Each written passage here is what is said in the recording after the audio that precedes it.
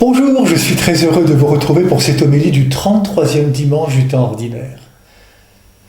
Lorsque l'incendie a détruit Notre-Dame de Paris, l'émoi a été mondial. Ces pierres millénaires de la cathédrale s'effondraient. Jésus, dans l'Évangile, parle d'un autre temple, celui de Jérusalem, qui lui aussi s'effondrera. Jésus nous invite à réfléchir sur le temps et sur la fragilité de ce que nous construisons, de ce que nous bâtissons. Jésus nous invite à réfléchir sur l'attitude juste devant l'adversité, les catastrophes de toutes sortes. Peur ou confiance? Jésus nous invite à regarder en face cette réalité d'un monde qui n'est pas éternel, d'un monde qui passera. Oui, le temps lui-même va finir. Jésus mourra sur la croix. Résignation ou combat? Jésus nous invite à réfléchir sur ce qui passe et qui ne passera pas. Souvent, dans les évangiles, Jésus rappelle que tout n'est pas promis à la mort éternelle. Le ciel et la terre passeront, mais mes paroles ne passeront pas. L'évangile évoque cette nuit de notre monde en parlant de ténèbres, de catastrophes. Ce qui était vrai au temps de Jésus l'est aussi pour notre monde. Menaces de catastrophes climatiques, misère de la faim, actes de terrorisme, de pédophilie dans l'Église, de persécution. Si Jésus parle ainsi dans un langage apocalyptique, c'est pour mieux mettre en avant ce qui va advenir, ce qui va naître. C'est pour nous lever le voile. C'est le sens d'Apocalypse.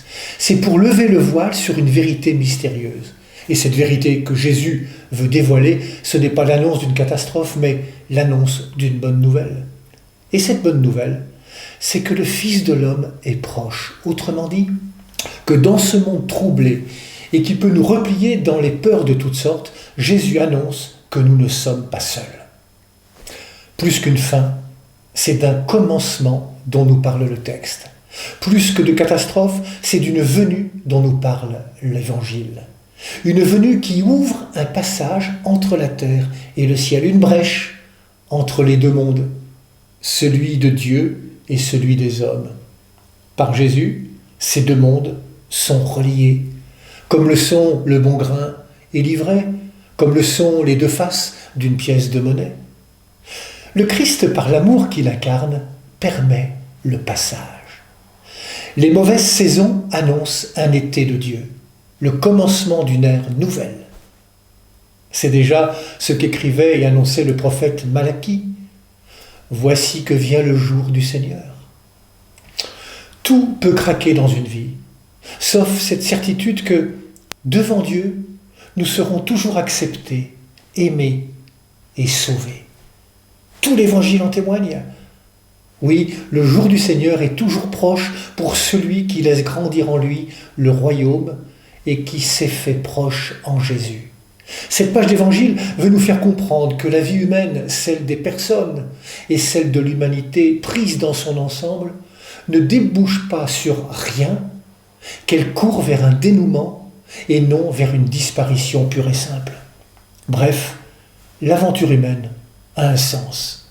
Et la foi chrétienne n'est rien d'autre que le lent et patient travail de dévoilement que nous avons à faire en nous pour y voir la trace et la présence de Dieu. Dans ce travail de dévoilement, les chrétiens ont une place et une responsabilité particulière. En effet, leur attachement au Christ fait d'eux des envoyés. Il les envoya deux par deux pour dire au monde ce que Dieu fait avec les hommes.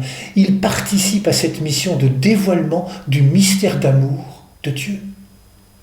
Le témoignage de leur vie peut éclairer tel ou tel et l'invite à oser la foi. Et si la tâche paraît lourde, rappelons-nous les paroles de Jésus dans l'Évangile.